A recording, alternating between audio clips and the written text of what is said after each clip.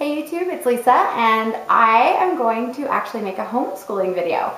I always want to make a homeschooling video, and then I always want it to be amazing, and so I want to have everything out and have everything and edit it, and then I just never can get to that and still be a good homeschooler. And so I decided to just make it, because one of the things I wanted to do was I wanted to film my kids doing some of the activities, but then I realized that was actually taking away from my experience with my kids, and I didn't want that. So I decided to just basically show you what I'm doing. But first of all, let me tell you that this is what is working for me, and I am a new homeschooler, so I am not like super seasoned, but like I haven't been doing this for like 20 years. But I listen to a lot of podcasts and I watch a lot of videos about people who have been doing it. And let me just tell you, I had a ton of anxiety. I just recently kind of recovered from it, where like, oh my gosh, I'm going to ruin my kids and everything. And the thing that really helped me, there were many things that really helped me, but the one I'm actually going to talk about today was when I actually just kind of chose curriculum. Because people will tell you, and it is true, but people will tell you when you're like, oh my gosh, I don't know what curriculum to use. People will say, curriculum doesn't really matter. It's relationship with your kids, it's relationship with the Lord, it's relationship, and curriculum does not a homeschooler make. Okay, that is true. However, those of us who are starting are like, okay, but I need something to go on, so give me more than this relationship business. So someone had recommended to me 5 in a row, and I was really stumbling and I just couldn't get started. And so when I did 5 in a row, it really helped. Now the interesting thing is, it is not ultimately what I ended up using. So let me give you a brief history, and then I will tell you about the story of Ping and how we used it and how it really, so the whole thing has really changed my homeschooling perspective. But the thing about 5 in a row is it got me started, and I felt like at least if I'm doing something that is like kind of comprehensive, like it covers math, it covers social studies, it covers grammar, it covers history, it covers art. I thought at least if I'm doing that while I'm messing around trying to figure out what I'm doing, then I'm doing something and my kids aren't just sitting around getting dumb. So I started with 5 in a row. Well, getting started was key. That is really what helped me. So I am still using 5 in a row, but I am not using it for my core subjects. I am only using it just to supplement. So let me tell you, I am using Life of Fred for our math. And I actually did a huge comparison. I was actually a little concerned about it because it seemed kind of flighty and strange, but it seemed so fun and it seemed like a great way to introduce concepts. But I thought it didn't seem comprehensive, so I actually compared it to Saxon Math, which is what my mom had recommended because she's a school teacher. And I found they cover the same things, just in totally different ways. So I am using Life of Fred. I am using the Well-Trained Mind for grammar, and we are using Teach Your Child to Read in 100 Easy Lessons for the reading. I will do a whole other video on covering those because I have pros and cons with them, and I also have some fun things I've done with Life of Fred, and so I will do a totally separate thing. But let me just tell you, so that's how I'm covering the core subjects. And then the beautiful thing is that that 5 in a row has turned out to just be a really fantastic supplement to cover history and art and a bunch of other things, and to just really spur things. So let me kind of spur my imagination. So let me just tell you how we've used 5 in a row, starting with the story of Ping. So let's see, I have here the story about Ping, and I ended up ordering, it was very hard to find, some of the books are out of print, so I did end up ordering the package that has all the books in it. Because even though it was cheaper to buy many of them on Amazon, once I would get to the ones that were out of print, they were like 40 bucks each, and it just ended up being just better to buy it. So, so the story of Ping. So the first thing we did was we cut the little disc out. I actually photocopied it before I cut the disc out because I'm cheap like that and I want to sell my set when I'm done with it. So I photocopied it and then cut out the little story of Ping, and we put it on a large map that's on my wall. And I'm not going to show you because it's way over there. And if you know we're moving to an RV, you know I have a huge garage sale pile by our map right now. So I have, so we marked that on the map so my kids would know where China was. Then, and I didn't necessarily do this in this order, but we read the story of Ping, and then I made them a vocabulary box. And I ended up just using this for all subjects. Every time we find a word we don't know, in Ping, like in 5 in a row, they talk about they talk about discernment. Well, I have a 5-year-old and a 4-year-old who are currently being homeschooled, and I will soon have a 7-year-old to be homeschooled. So, because he's still in public school, but he will be coming home soon. So they don't know what discernment is. So we wrote that down and we made a definition that was really suitable for them. And every word that we came across that we didn't know, we put that in our vocabulary box. And then we've been reviewing it just on a daily basis or even a weekly basis. We just kind of cover that. We also talked about China being in the continent of Asia, and we learned a continent song. And if you look on YouTube just under continent songs, you will find that very many homeschoolers and just people in general have put all the kids' continent songs into just little playlists, and so you can find numerous continent songs. And someone recommended this globe to me. It's a smart globe, and it actually talks, and my kids love to play it. So they have been, even though they're only 4 and 5, I'll just show you. It's loud, but we'll see if it comes on here. Oh, maybe not. Let's see. Come on. And then, I don't know if we're not plugged. Oh, there we go. Whoa, it wasn't plugged in. So, anyway, you can play a variety of games on this, and I don't get paid or anything. My friend who homeschools actually has this, and she recommended it to me, and we love it. So let me just, for more information. Okay, so let's see. So the continents. Find and touch as many different continents. So you can find and touch as many continents as you can. So I'm not going to do it for you, but you would go through, so Antarctica, and then you find and touch it with your pen, which I'm on it here, but apparently because I'm holding this crooked. Okay, really, I am touching Antarctica. I know where it is and everything. But it works better when you're not holding it crooked. But I'm going to go ahead and turn it off. My kids have been playing this. They love it. My 4-year-old knows all the continents, and not that that's that hard, but it just kind of shows you that you can really branch out and not be afraid to teach them concepts that would technically be something that they wouldn't maybe learn until 2nd or 3rd grade. And it's just fun. So the other thing I did that I have been super happy with as I went to the library and I just looked up books for kids on China, and Ping takes place in China. So I found this book called China ABCs. This book has been such a huge blessing for us because it covers a ton of stuff, and I am finding that, oh my goodness, for stuff I'm teaching my kindergartners, things I didn't know, holy cow. So I'll just show you a couple of pages in the book. Like A is for acupuncture, B is for bicycles, but I went through the whole book and then I wrote down on a separate sheet of paper what I wanted to learn more about with my kids. So here's my list of things that I wanted to know more about. So I knew we could do something with coloring the flag and talking about, you know, why the flag is red and why it has the 4 stars and the large star. And so we did that. And the other thing is, a lot of people know about the Great Wall of China, but they don't really know why it's there. So we built a Great Wall of China, and you can look on Pinterest. There are very many ways you can do it. You can build it out of rocks, you can build it out of blocks, you can build it out of Rice Krispie treats, you can build it out of Legos. We did Legos, and my kids absolutely loved it. And then we just talked about like why the wall was there, how it was built by common people, and how it was to protect from intruders, and what intruders it was to protect from. And so we covered that. And then let's see. Now this one of the I in the book is for incense. Now that wasn't a huge project, but I let them know what incense was and let them smell some. So it was kind of just fun. It really just enriched them.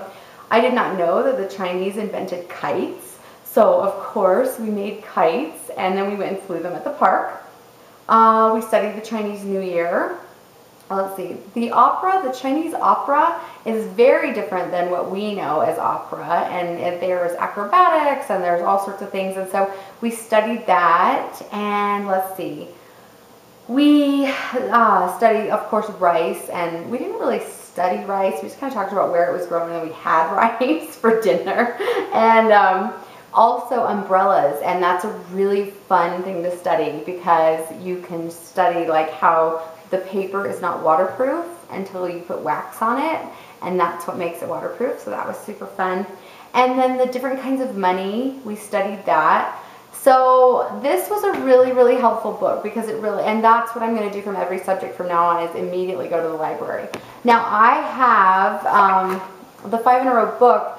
And I've just found it's a jumping off point. I don't really follow it. I mean, it's really great and like as far as really getting me started, but some of the stuff is like so vague. It's like, I can't believe I paid that for this book, because some of it's just so vague. It's like, oh, think about doing this. Oh, think about doing that. But it doesn't really give a lot of details or instructions. And for a new homeschooler, that can be a lot of anxiety. I did order the cookbook to go with it because I was having major meltdowns and anxiety. And so I would say that I kind of like the cookbook, but I kind of think if you were trying to save money, definitely I would just look stuff up on Pinterest. We made the fried rice and ate it with chopsticks, and that was kind of that was fun, but I could have done that without. The fun thing about this book is in this little corner, it gives little fun facts. Let me just see. Like, it gives facts about traditional Chinese cooking and some of the techniques they use, and it talks about eating with chopsticks. And so for each thing, they give some facts, so that's kind of fun. And let's see, I'm sorry, I have everything kind of piled up here. One of the things we did was we did science, and I found out later that they actually do this in public school kindergarten, just not as fun as we did it. But we ended up doing buoyancy and sinking and floating and kind of tying that in with the ducks floating. And we also made boats. And originally I had found this one on Pinterest where you made the Chinese boats with the eyes. And I had to look up why Chinese boats have eyes on them. And it turns out there's several myths, so I can't even really give you an answer for that. But one of them is to guide the sailors home safely, and another one is to ward off sharks and demons and stuff like that. So we talked about some of the different myths and some of the different things, and then, but my kids, the boat that we actually found on Pinterest that was made from paper, my kids didn't really, like, it wasn't made to be waterproof. So we wanted to do something different. So we ended up just making like Chinese rafts out of popsicle sticks and floating those, and we played with that, and we put rubber ducks on them. And then we also we made a tinfoil river in our backyard, and I kind of slowly drizzled the hose down after we created a river out of tinfoil, and then we floated things down, and that was fun, and then we tied that into a sinker float. So let me see if I can move my globe here. Once again, the library. I found this book on buoyancy. Now my kids are too young to really do like some of these experiments, because some of them were like measuring buoyancy, and you do all sorts of things, but they were loving the sink and float, the sink or float thing. And so you can see there's like a thing where the orange sinks when the peel is off. And we actually did this for a Bible study one time about the armor of God, and you have it on and you could like float, and then when you have it off you can sink. So we'd already actually done that one. But there's one in here where it has like water and alcohol and oil, and you see and you color them, and my kids thought that was fantastic. So you color them and it separates them into like perfect little layers. There's also, we did some stuff with this about how you can stabilize a boat so it doesn't tip over. And so there are lots of experiments, and we found this, and I just basically looked up sink or float and then found everything that was on the shelf next to it at the library. And so we found the Magic School Bus about sinking and floating. I already had this book about sinking and floating, and this book, let's see, what floats in a moat. I got this at the library. It's kind of a silly little story. However, it's about this goat who is floating in a barrel, and it's just kind of a funny story. It was so silly, my kids thought it was funny. But he's trying to get his boat to stabilize, and that turned out to work very well with that experiment, and they had a really good time with that. And then I also did the things that float, things that don't, and I multitasked that day because it was like, first time we had gotten home late and I was really tired. So I put them in the bathtub and read this to them and let them float and sing things in the bathtub. And then the other thing that we did along with King, so some of the things we still haven't done, like we haven't done Mount Everest, and I'm definitely going to do that. And, sorry, I have something on my nose. And so some of the things that we talked about, we still have not done. And I finally just lost my anxiety about like, oh my gosh, we need to cover this in a week. A public school would cover it in a week. And just realized like, okay, my kids are learning so much. If it takes us 2 or 3 weeks to cover it, like really in your average kindergarten class, they're doing math and reading. And that's it. And this is actually really a bonus. We're doing math and reading and grammar, but we're also getting all of this amazing stuff, and it's really gravy. And I just need to look at the joy in that. And I will talk about a couple of things in my support group that gave me a nugget of gold, and I will do a video on that. It really changed my life and my perspective on homeschooling, so I will do that. But the other thing I found is I found this book about graphs. Now this book, this is called Bar Graphs. They make a whole series. There's another one, let's see, bar graphs, pictographs, pie graphs, tally charts. We started with bar graphs, and we actually created a bar graph. And so even though we're not using this for math, it was kind of a little bonus.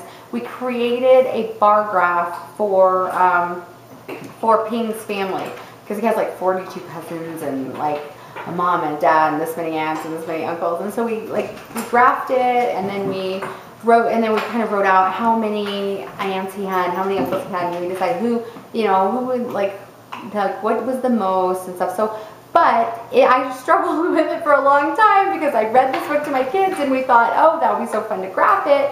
And we did that, and then I realized, graphing 42 is kind of hard because we use much larger graph paper than you would use in like high school. Obviously it wouldn't be hard to graph 42 if you were using small graph paper. But I'm talking big chunks of color. So we ended up having to put it up the wall so we could get a 42 on there. But it was super fun because then we got to kind of compare how tall they were and just take it to a whole new level. But the bottom line is, once I got started, it just flowed. And I ended up, I was studying this book, this 5 in a row book, and I was trying to do it exactly like I said.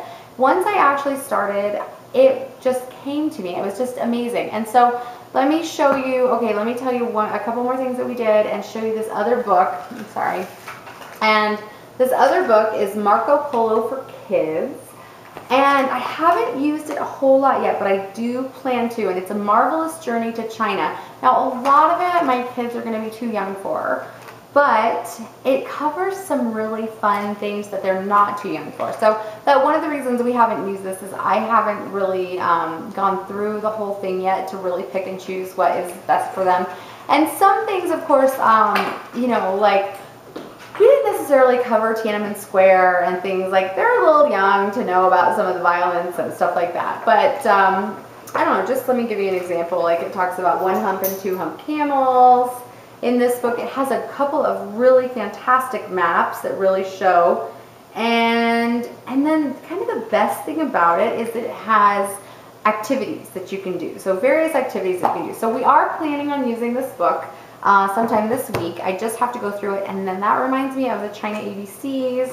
One of the things that I forgot to show you guys that we found, and I highly recommend this book. I'm hoping that I have this much luck finding books for our next few books. But one of the things in the back is it gives vocabulary words, and it also gives a couple of Mandarin Chinese words. So I was able to work with my kids a little bit about that. And we also showed how the Chinese languages and symbols, and looked at their names and what they would look like. And then in the back of the book, Z is for zodiac, and it shows how you can find which symbol would be for you. So let's see, the Chinese zodiac is an ancient way of keeping track of years. Each year within a 12-year period is given the name of an animal. So you find like the year and that you were born, and you can find out what animal you are. So I have like a rat and a bear. But anyway, it was super, super fun.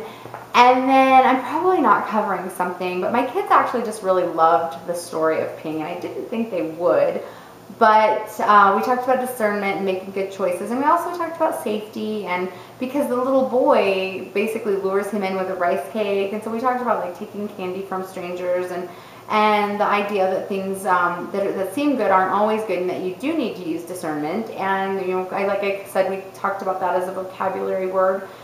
And the one more fun thing that we did is we made fortune cookies out of pie crust, and once again that was on Pinterest, just pie crust fortune cookie, and it was really neat, because the thing we learned about fortune cookies is they actually weren't invented in China.